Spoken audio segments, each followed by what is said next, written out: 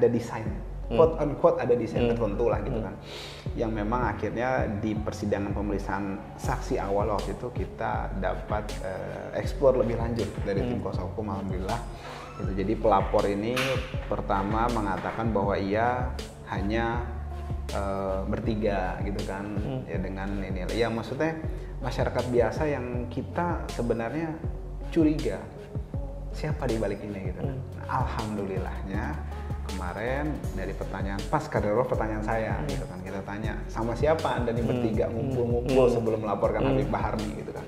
Yang satu dari Cilegon, yang satu dari Serang, yang satu dari Jakarta Utara, ngumpul di Menteng. Nah, untuk membahas katanya reuni gitu kan. Dan ternyata ada sosok GR gitu kan, yang ternyata akhirnya terungkap lah gitu terkait dengan ini gitu kan. Dan beliau ini dia ini sudah tidak asing lagi lah gitu di kalangan aktivis Islam, insya Allah gitu kan. Memang sering melaporkan beberapa pihak lah seperti itu.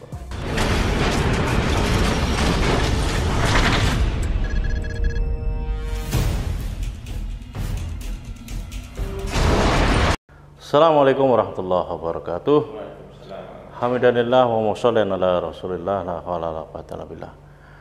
Para netizen viewer yang senantiasa dirahmati Allah Subhanahu wa taala, jumpa lagi bersama saya dalam diskusi. Saya Slamet Sugianto. Saya siapa? Dalam diskusi bulan Syawal, nampaknya kita memang penting untuk selalu mengingat perintah Allah. Salah satunya adalah memperhatikan persoalan kaum muslimin. Di antara persoalan kaum muslimin sekarang yang kita hadapi adalah soal kezaliman yang menimpa kepada tokoh dan para alim ulama. Di antara beliau adalah Habib Bahar Smith yang sekarang sudah dalam proses menjalani proses pengadilan. Dan saya kira ini sangat ditunggu, seperti apa sebetulnya penegakan hukum di negeri ini, benar-benar mengedepankan prinsip-prinsip hukum equality before the law, prinsip-prinsip yang bisa menghadirkan keadilan di negeri yang mayoritas muslim terbesar di dunia ini. Dan bersama saya sudah hadir dua orang narasumber yang akan mencoba menguraikan seperti apa sebetulnya sikap dan pandangan kita terkait dengan yang sekarang ini menimpa Habib Bahar bin Smith, yang saya kira kita sudah melihat sosok beliau sebagai seorang pejuang Islam yang memberikan pencerahan kepada kita sebagai bagian dari alim ulama yang sangat ditunggu kiprah beliau untuk memberikan pencerahan dan pencerdasan umat. Yang pertama adalah Bang Aziz Yanuar, sarjana hukum, master hukum. Saya juga baru ketemu langsung face to face dengan beliau. Biasanya online kita bertegur sapa. Yang kedua, seperti biasanya juga Bang Ahmad Husnuddin, sarjana hukum. Kita akan mencoba mengupdate perkembangan terbaru mengenai proses pengadilan Habib Bahar bin Smith yang Bang Aziz kemarin sampaikan tadi ya, yang sudah berlangsung ya. Seperti apa dinamikanya dan seperti apa poin penting yang penting kita pahami dan kita cermati bersama untuk bisa kita kawal bersama-sama. Ya, terima kasih kepada Ustaz Slamet, Ustaz Ahmad, dan juga pemirsa sekalian dari viewer PKAD dan juga umat Islam semua yang memang concern dengan penegakan hukum yang berkeadilan. Memang betul saat ini proses persidangan ya Habib Bahar bin Smith sedang berlangsung, gitu kan. Prosesnya itu sekarang sudah sampai pemeriksaan saksi ya, yang diajukan dari pihak jaksa. Ini sudah sidang setelah pembacaan dakwaan, kemudian ada eksepsi, kemudian ada jawaban atas eksepsi, putusan sela, kemudian ada saksi pelapor kemarin, kemudian juga pelapornya juga, dan saat ini adalah sidang yang ketujuh kalau saya tidak salah, seperti itu. Yang ketujuh, dan insya Allah akan dimaratonkan, jadi sepekan 2 kali, gitu kan, sepekan 2 kali dengan setiap saksi itu antara paling sedikit tadi cuma 3. Nah, biasanya itu direncanakan 7 sampai 10. Itu jam 10 saksi gitu kan. Dan banyak yang kita bisa eksplor sebenarnya di sidang yang alhamdulillah diliput live juga oleh beberapa netizen dan youtuber kan. Itu juga ada live-nya dan itu menarik memang untuk dicermati karena memang banyak kita bisa lihat ya skenario Allah ini dibuka luas gitu kan, bagaimana makar-makar musuh-musuh kebenaran ini akhirnya bertumbangan satu persatu gitu kan, dan alhamdulillah dan semoga nanti kedepannya berpihak terus kepada kebenaran dan juga kita semua diberikan kemudahan untuk menjalani seperti itu. Apa yang kira-kira penting menjadi bagian yang dicermati yang abang sampaikan sebagai makar ya. makar Allah itu jadi ternyata ini ada desain quote unquote ada desain tertentu lah gitu kan, yang memang akhirnya di persidangan pemeriksaan saksi awal waktu itu kita dapat eksplor lebih lanjut dari tim kuasa hukum alhamdulillah. Itu jadi pelapor ini pertama mengatakan bahwa ia hanya bertiga gitu kan, ya dengan ini ya, maksudnya masyarakat biasa yang kita sebenarnya curiga siapa di balik ini gitu kan. Nah, alhamdulillahnya kemarin dari pertanyaan pertanyaan saya gitu kan, kita tanya sama siapa anda nih bertiga ngumpul-ngumpul sebelum melaporkan Habib Bahar nih gitu kan. Yang satu dari Cilegon, yang satu dari Serang, yang satu dari Jakarta Utara, ngumpul di Menteng. Nah, untuk membahas katanya reuni gitu kan. Dan ternyata ada sosok GR gitu kan yang ternyata akhirnya terungkap lah gitu terkait dengan ini gitu kan.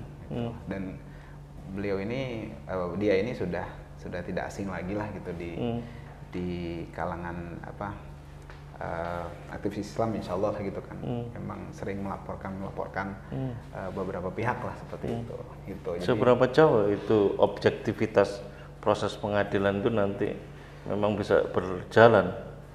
Ya kalau misalnya kita katakan objektif dari prosesnya gitu kan, itu tentu saja kita harus mengacu nantinya kepada fakta persidangan dan bukti-bukti gitu kan. Nah itulah memang saat ini medan kita dari tim kuasa hukum yang memang kita bisa maksimalkan di sini gitu kan. Dan tadi juga bagaimana kita berusaha semaksimal mungkin untuk membongkar bahwa saksi-saksi yang dihadirkan ini bukan murni dari hati mereka atau kesadaran mereka gitu kan, akan tetapi sudah ada desain-desain tertentu atau arah-arah tertentu yang memang digunakan untuk menjerat Habib Bahar bin Smith dalam hari ini seperti itu yang kita maksimalkan supaya ya keadilan bisa terungkap, kebenaran bisa terkuak gitu kan, dan juga masyarakat bisa objektif melihat proses ini sedemikian rupa seperti itu. Jadi banyak orang-orang yang di BAP mengatakan luar biasa bahasanya, retorikanya canggih benar gitu kan,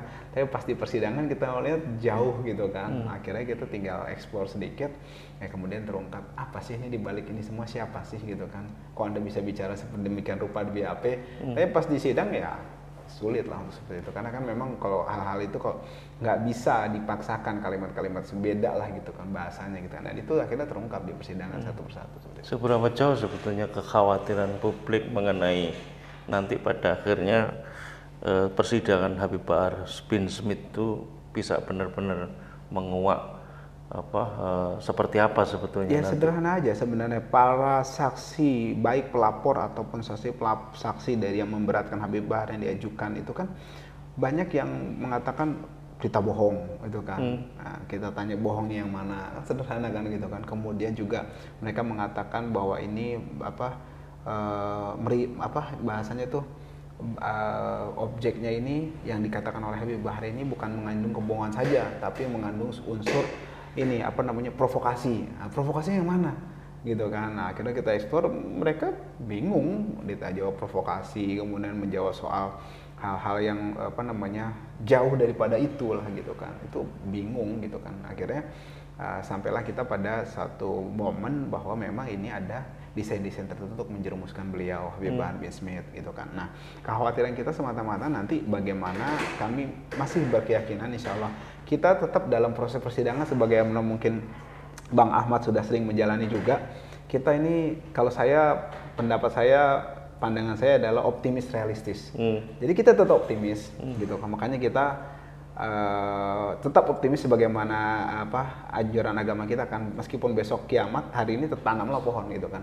Jadi mau mereka zolim kayak apa, kita jalan aja terus gitu kan. Tapi juga kita tetap realistis, dalam arti kita harus antisipasi beberapa hal yang jangan sampai malah kontraproduktif. Itu harus kita siasati lah sedemikian rupa gitu ya, supaya semuanya itu berjalan sesuai dengan arah-arah yang memang sudah kita pertimbangkan gitu. Dengan jangan lupa juga selalu itu diiringi dengan sabar dan doa insya Allah. Ya, kita kawal terus proses pengadilan beliau karena ini menjadi bagian tanggung jawab semuanya, terutama kaum muslimin yang menimpa kepada salah seorang ulama kita. Saya coba beralih ke Bang Ahmad Kosinuddin. Bang Ahmad Kosinuddin, Anda juga mencermati dan mengawal kasus Habib Bahar bin Smith, dan Anda sudah membuat dulu ya, saya tidak ngerti apakah perkembangan kasus berikutnya berubah legal opinion terkait dengan kasus Habib Bahar bin Smith ini. Bisakah di refresh kembali agar segar dalam ingatan publik seperti apa sih positioning kasus Habib Bahar bin Smith di tengah kasus yang sama menimpa kepada para ulama kita ya? Ya, Bismillahirrahmanirrahim. Kasus Habib Bahar bin Smith adalah kasus politik ya, bukan kasus hukum. Artinya kasus ini diproses bukan berangkat dari adanya satu tindak kejahatan yang dilakukan oleh Habib Bahar bin Smith, tapi berangkat adanya preferensi politik yang berbeda yang diambil oleh Habib Bahar bin Smith. Kalau konteks apa? Ini Habib Bahar bin Smith ini kan mengambil pilihan selalu kritis ya, selalu menyampaikan amar ma'ruf nahi munkar, dan itu berbeda dengan profesi politik yang diambil oleh rezim. Rezim ini tidak mau dikritik, tidak mau, kemudian dinasihati, tidak mau, kemudian ada aktivitas amar ma'ruf nahi munkar. Nah, perbedaan pandangan politik inilah sebenarnya menjadi latar belakang kasus hukumnya. Jadi saya katakan ini kasus politik sebenarnya, meminjam sarana hukum, meminjam narasi hukum. Kan kalau kita kembali flashback ini kan masalahnya kan perseteruan Habib Bahar bin Smith dengan Dudung Abdul Rahman. Nah saat itu kan kita tahu Dudung Abdul Rahman juga melakukan tindak pidana penodaan agama, kritik keras Habib Bahar bin Smith di salah satu channel YouTube saat wawancara itu kan diarahkan kepada Dudung Abdul Rahman, dan saat itu juga kemudian ada semacam upaya untuk menyerang balik ya melalui narasi itu gitu. Saya sendiri di awal saya pikir ini kasusnya adalah kasus terhadap saudara Dudung Abdul Rahman gitu. Waktu itu saya optimis saja kalau kasus ini terkait ujaran Habib Bahar bin Smith terhadap Dudung Abdul Rahman nggak ada masalah, tetap Dudung akan dipanggil sebagai saksi gitu, saksi korban, karena kalau dianggap menghina Jenderal Dudung Abdul Rahman kan mutlak harus ada kehadiran saksi korban. Ternyata ya ini tadi ini adalah kasus politik dan meminjam pasal politik. Apa pasal politiknya? Pasal politik itu pasal 28 ayat 2 Undang-Undang ITE dan pasal 14-15 Undang-Undang Nomor 1 Tahun 1946 itu pasal politik, karena semua aktivis-aktivis itu dikenakan dengan pasal ini sama seperti dengan Bang Edi Mulyadi, itu pasalnya sama. Nah, kita juga tahu lagi dalam prosesnya bukan proses hukum, proses politik. Misalkan ini kan lokus deliktinya kan di Jawa Barat, tapi bisa diterima laporannya di Polda Metro Jaya, walaupun akhirnya dilimpahkan ke Polda Jawa Barat. Sementara Denny Siregar lokus deliktinya di Jawa Barat, ya dari tingkat Polres dinaikkan ke Polda Jawa Barat. Begitu dikejar di Polda Jawa Barat kok dilimpahkan ke Polda Metro Jaya gitu ya. Ini kan aneh gitu. Nah dari situ kan kita bisa membaca memang ada desain tadi, kalau bahasa Bang Ajis quote and quote desain, kalau saya menyebutnya ini desain politik, desain kekuasaan. Siapa? Ya tentu rezim hari ini yang berkuasa. Dan karena rezim ini yang berkuasa, yang punya perangkat kekuasaan, maka ini adalah kasus perseteruan dalam tanda petik ya antara rakyat yang ingin menyampaikan dakwah amar ma'ruf nahi munkar dengan rezim yang ya tidak mau dinasihati, tidak mau dikritik gitu. Rezim ini ingin kalau mereka salah ya masyarakat diam saja gitu. Termasuk kalau ada tindakan-tindakan yang menodai agama ya maunya dibenarkan semua. kita bisa konfirmasi itu awalnya kan ini kasus terkait Dudung kan saat rencana pemanggilan Habib Waris itu kan datang itu dan di mana itu lupa saya, dan akhirnya kalau nggak salah dipecat deh atau dirotasi. Ini nuansanya kental. Nah, karena kalau yang melapor terkait Dudung itu akan ada konsekuensi, dia akan diperiksa, maka untuk menghindari itu dicarilah materi yang lain yang ceramah di Marga Asih di Kabupaten Bandung, dan kemudian tidak menggunakan delik aduan, deliknya ya tadi delik politik ya, pasal politik, pasal 28 ayat 2 Undang-Undang ITE dan pasal 1415 Undang-Undang Nomor 1 Tahun 1999. Kabar pasal hoax ya, pasal menyebar kebohongan dan menerbitkan keonaran, ini pasal yang juga belum dikenakan kepada Habib Rizik Syihab. Jadi kalau desainnya desain politik, desain kekuasaan, ya kita bisa takar bahwa akan banyak terjadi tadi bahasanya pengkondisian karena dipaksakan harus masuk. Kayak tadi kalau kita bicara objektif, ketika satu keterangan sudah muncul dari saksi, sebenarnya hakim tinggal mempertimbangkan keterangan dari saksi tadi, bukan kemudian menggali lebih lanjut agar muncul kesimpulan atau keterangan yang lain. Ini kan ngaco, ini seperti mengarahkan gitu. Nah, itu yang kemudian saya juga melihat, oh berarti sudah ada desain. Tapi saya setuju tadi, karena kita harus terlalu positive thinking, dan yang paling penting saya kira begini, narasi kita paling penting adalah kita hendak menunjukkan fakta persidangan ini kepada umat, biar umat yang menilai, umat yang menghakimi, umat yang memberikan vonis. Kenapa? Karena nama baik ya Habib Waris itu di tengah-tengah umat itu jauh lebih penting untuk dijaga ketimbang vonis dari pengadilan itu sendiri. Kita tidak bisa mengendalikan palu hakim, tapi kita bisa mengendalikan pikiran umat. Dengan apa? Menyampaikan fakta-fakta persidangan yang sesungguhnya, menyampaikan argumentasi tentang kasus ini sebenarnya kasus politik, bukan kasus hukum. Ini sebenarnya adalah kriminalisasi, bukan tindak pidana kejahatan yang memang layak untuk dibawa ke meja pengadilan. Nah, di titik itu nanti akhirnya ya suatu saat orang akan memberi penanda, oh orang yang zalim itu tandai, ini orang zalim itu tandai. Nah, pada saat kan orang-orang zalim itu tidak menunggu di akhirat mendapatkan balasan, di dunia dia pasti mendapat. Makanya saya nasihati kepada hakim-hakim itu, silakan saja kalau Anda mau zalim ya, Anda akan mendapat balasan kezaliman. Tidak menunggu di akhirat, di dunia pasti kalian akan mendapatkan balasan dari kezaliman kalian terhadap siapapun yang kalian zalimi. Dan sudah banyak contoh-contohnya dulu yang mengadili mendakwa Abu Rizal juga sudah ada. Ya silakan saja kalau ingin mengulangi kezaliman dan ingin mendapatkan balasan atas kezaliman, dan tidak perlu menunggu di akhirat, kezaliman di dunia juga akan terbalas. Itu cara. Ya, persoalannya kemudian respon publik ya, seberapa jauh publik atau masyarakat itu bisa menangkap bahwa ini adalah proses politik, kasus politik yang dibingkai dalam sebuah kasus hukum. Ada dua hal ya agar ini sampai berakar. Pertama, memang kita tidak sedang menjelaskan kepada orang yang sudah punya tendensi kebencian. Misalkan orang-orang yang ya memang membenci apa yang mau dijelaskan berkali-kali, nggak penting, kita nggak perlu ke situ.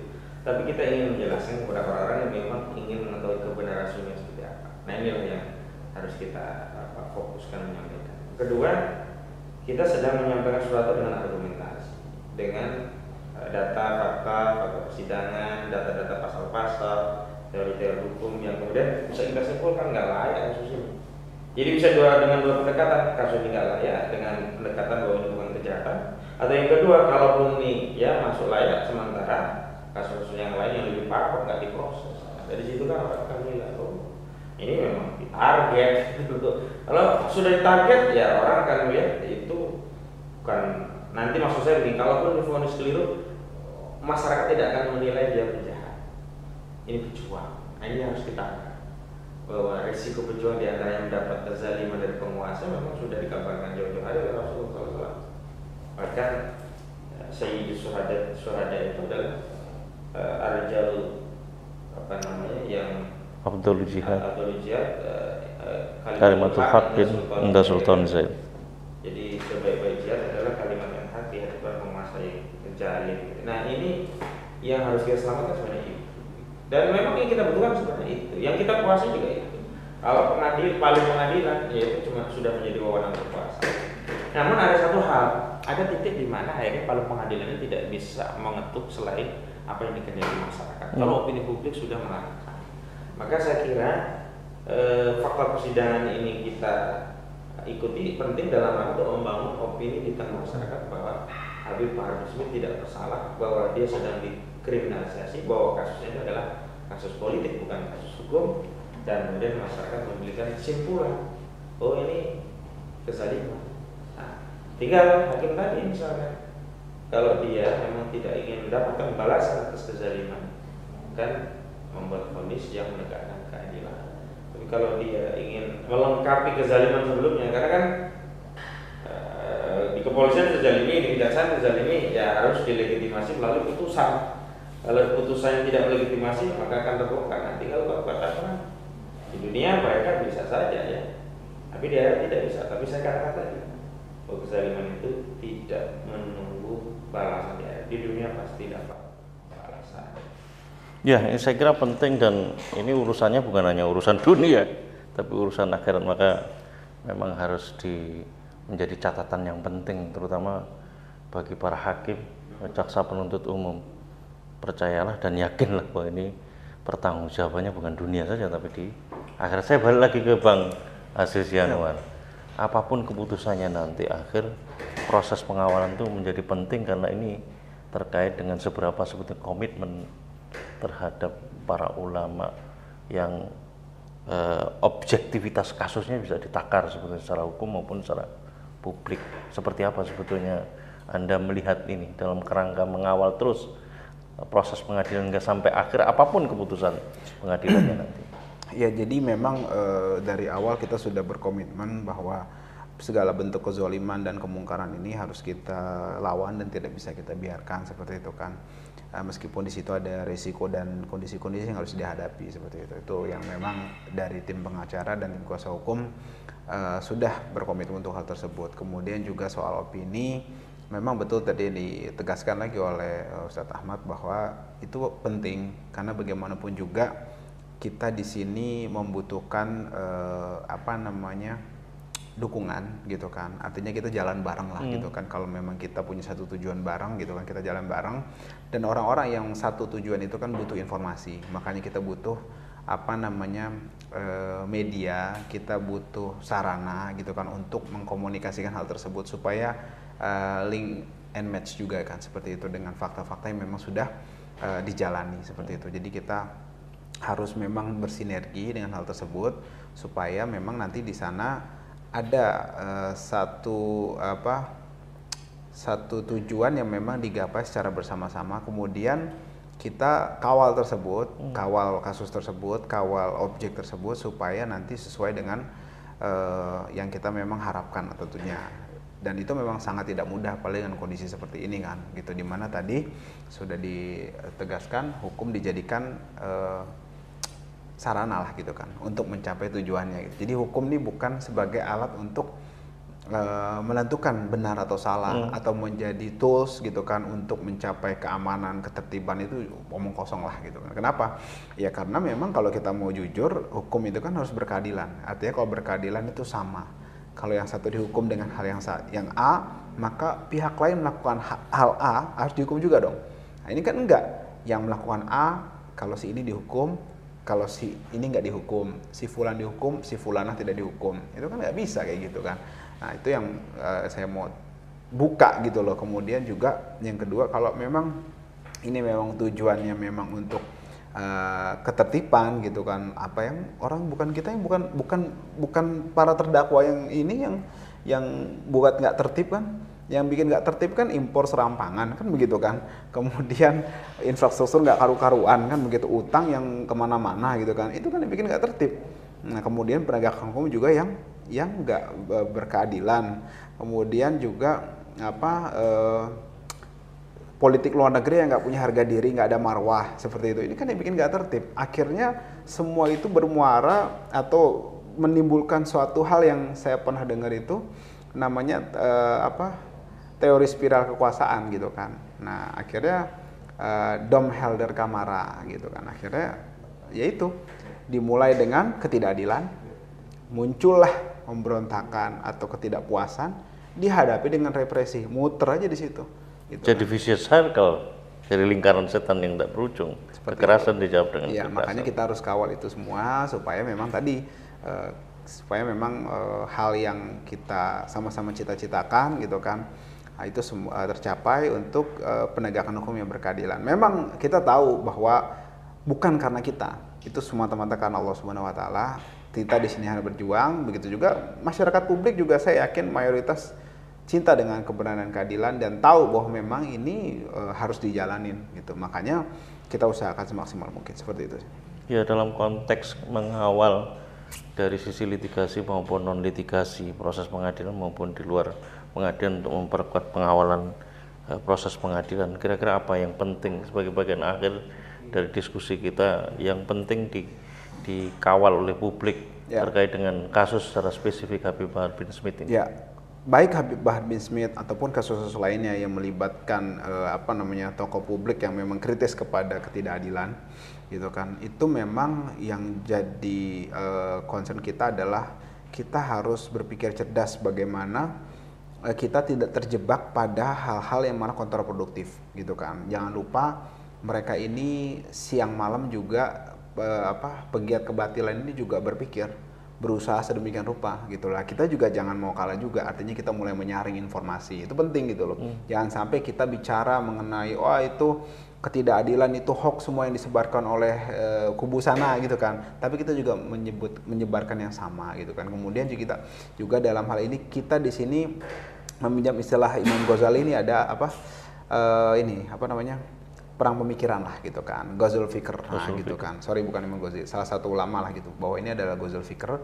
Jadi artinya kita harus cerdas lah dalam menyikapi, jangan sampai kita malah bermain di gendang mereka gitu kan. Itu menurut saya penting, dan diskusi-diskusi yang diadakan oleh PKAD ini sangat penting, salah satunya untuk jadikan salah satu barometer atau acuan supaya kita pandai-pandai memilah mana yang kita dijebak oleh pihak yang memang quote unquote musuh kita, atau memang kita ada di yang benar seperti itu. Kemudian juga fakta-fakta itu harus kita ungkap seperti itu, dan juga kita harus pandai untuk melihat sesuatu dari sudut pandang yang memang strategis untuk melawan itu. Jangan sampai kita nggak ada strategi, kan kalau nggak ada strategi juga kalah juga. Orang kita punya segalanya, kalau nggak ada strategi juga kalah, apalagi kita nggak punya apa-apa gitu kan. Maksudnya secara ukuran dunia ya, kalau pertolongan Allah insya Allah pasti akan datang, tapi datangnya insya Allah dengan kecerdasan juga seperti itu.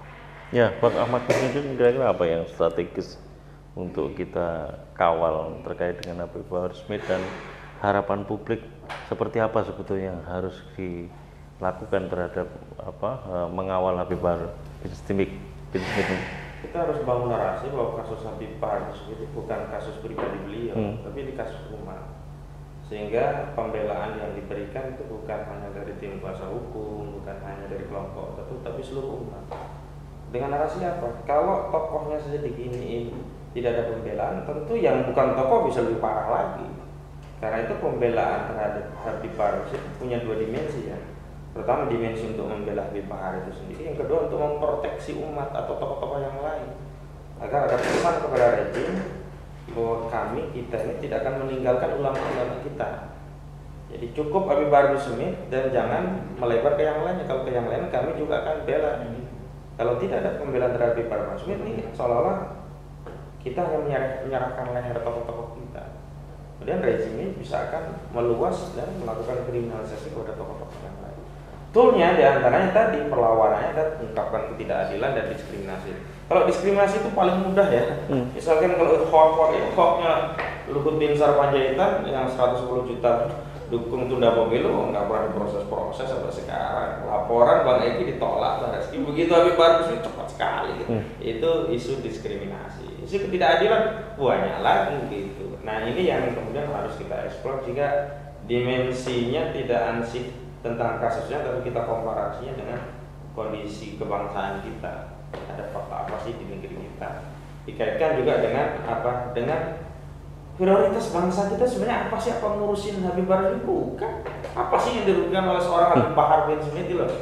Nggak ada BLBI itu nama Habib Bahar Smith selama malah mencerahkan. Malah mencerdaskan. Terlepas orang yang kemudian masyarakat cerdas itu khawatir karena itu akan membuat dirinya tidak mudah untuk berbuat zalim gitu, itu kan hal yang lain.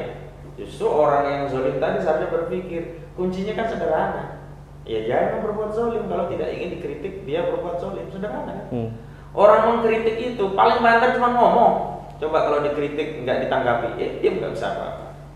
Kalau nggak mau dikritik, turun dari kekuasaan, pasti nggak ada yang mengkritik. Coba saya kasih tahu nih, Wiranto sampai hari ini ada nggak yang mengkritik? Nggak ada, karena bukan menteri lagi. Sekarang Mahfud MD yang dikritik terus, karena kekuasaannya dikritik, bukan pribadinya. Jadi Jokowi juga kalau dikritik, coba nanti kalau dia selesai nggak jadi presiden, nggak ada yang kritik, karena urusannya orang yang mengkritik itu terkait dengan kemaslahatan bangsa, bukan terkait like or dislike kepada individu. Soalnya kalau dia sudah tidak terjebak, tidak ada kaitan dengan kemaslahatan masyarakat, nggak penting juga kita ngapain sekarang misalnya kritik Wiranto, nggak ada urusannya. Dia urusan apa, dia kita apa, nggak ada, karena apa? Tidak ada korelasinya dengan kemaslahatan atau kemafsadatan bagi masyarakat. Tapi kalau dia punya kekuasaan itu kalau baik bisa membuat masyarakat baik, kalau buruk bisa membuat masyarakat buruk, di situ. Dan sekali lagi ya, kalau kita kembalikan kepada basis argumentasi akidah, mengkritik itu tidak sekedar kebebasan menyampaikan pendapat, bukan perintah akidah, amar ma'ruf nahi munkar. Kalau tidak mengkritik ada kezaliman, dosa konsekuensinya. Ini bukan sekedar menjalankan hak konstitusional untuk menyampaikan pendapat. Ini dalam rangka menjalankan kewajiban umat Islam untuk dakwah, yang kalau kewajiban ini tidak dijalankan, umat Islam berdosa. Nah, daripada kalau penguasa itu kan sebenarnya dua ya sikapnya. Mendengar, lakukan perubahan, enggak mendengar, cukup tuli juga udah selesai, enggak bisa apa-apa ya. Coba, apakah bisa kritik itu kemudian membuat penguasa itu benjol atau lebam? Enggak, cuma omongan doang.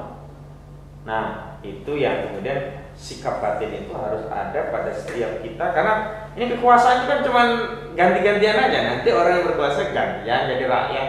Nanti bisa jadi yang mau kritik itu naik. Nah, jangan sampai nanti yang biasa kritik naik, nggak mau dikritik. Cobalah sekarang yang berkuasa. Ini kok dulu paling kencang kritiknya. Nangis. Wah, teras. Sampai nangis kalau BBM naik itu, ya Allah, air mata Bombay, air mata buaya. Sekarang mereka dikritik gak mah. PDIP lah nih ya, kita tahu Puan Maharani dulu nangis, Megawati dulu nangis, Hasto juga nangis. Tapi sekarang mereka mengeluarkan kebijakan yang begitu rupa, tidak ada mereka kemudian mengingat apa dulu pernah menjadi oposisi, dulu sama SBY apa aja juga dikritiki begitu loh. Nah, harusnya sikapnya adalah apa sih yang dilakukan ketika dulu penguasa sebelum. Saya lihat sih SBY dulu tidak pernah kemudian mengejar-ngejar sampai kriminalisasi, masih lumayan lah fair, sampai ada kerbau ditulis SBY si Buya, enggak ditangkap begitu ada ujaran pribadi, dia sendiri yang bikin laporan. Hari ini cukup dengan pasal hoax, nggak perlu presiden bikin laporan. Cukup dengan pasal 28 ayat 2 undang-undang itu nggak perlu presiden. Narasinya di media ini apa presiden dihina, tapi nanti proses penyidikannya pasalnya pasal hoax. Jadi seolah-olah orang menjadi takut mengkritik presiden, tapi pasalnya bukan penghinaan presiden, karena pasal penghinaan itu kan jadi delik aduan. Dan ini yang kemudian ada ketidakjujuran dari sisi narasi yang disampaikan media dengan fakta hukum yang dijadikan bahan penyidikan. Iya. Bang Munarman itu yang paling jelas. Narasi teroris, terakhir apa coba? Hanya karena hadir dalam sebuah acara, dan di acara itu ada pembayatan pada kelompok yang diklaim itu teroris. Terus dia hadir di acara itu kan nggak tahu ada rencana itu. Dan apa sebenarnya substansinya yang dilakukan beliau dalam acara itu? Dakwah, menyampaikan pandangan. Nggak melaporkan katanya. Nah, hanya karena nggak melaporkan dianggap menyembunyikan, padahal apa institusinya sudah tahu. Oh, ada juga aparat di situ. Dan kenapa hanya Munarman, kan berarti semua harusnya panitia, semua digarap. Enggak juga, ada pilih-pilih juga. Nah, ini yang kemudian antara narasi dengan fakta itu memang jomplang. Dan di titik tertentu kan akhirnya mereka berbuat zalim. Mereka Bang Munarman akhirnya mau nggak mau harus dipidana. Karena udah target. Nah, kalau sudah begitu, apakah ini keadilan?